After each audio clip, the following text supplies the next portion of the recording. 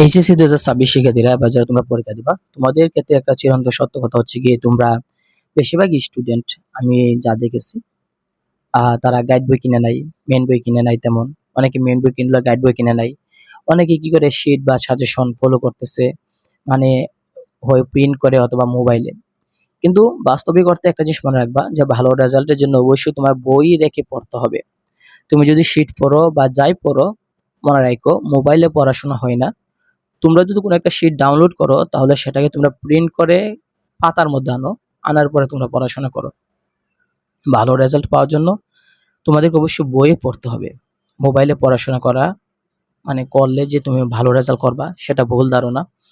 আর ভালো রেজাল্ট করতে হলে তুমি যদি মনে করো যে তুমি টপ রেজাল্ট ভালো করতে চাও তাহলে বা এভারেজও রেজাল্ট যদি করতে চাও তোমাকে অবশ্যই ভালোভাবে পড়তে হবে। জ্ঞানমূলক এমসিকিউ গুলো সৃজনশীল বিগত বছরগুলোতে দেখতে হবে। তোমরা গাইড বই কিনো না, তোমরা কি ভালো করে সাজেশন কিনো না, তাহলে তোমাদের রেজাল্ট ভালো আসবে কিভাবে?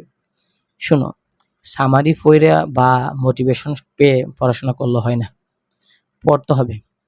তোমার যে বই আছে, যেকোনো একটা গাইড বই যদি কিনতা, সেই গাইড বইয়ে যে এমসিকিউ গুলো যদি সলভ করতা বা জ্ঞানমূলক গুলো যদি ভালোভাবে দেখতা, তাহলে রেজাল্ট তো এমনি ভালো আসতো।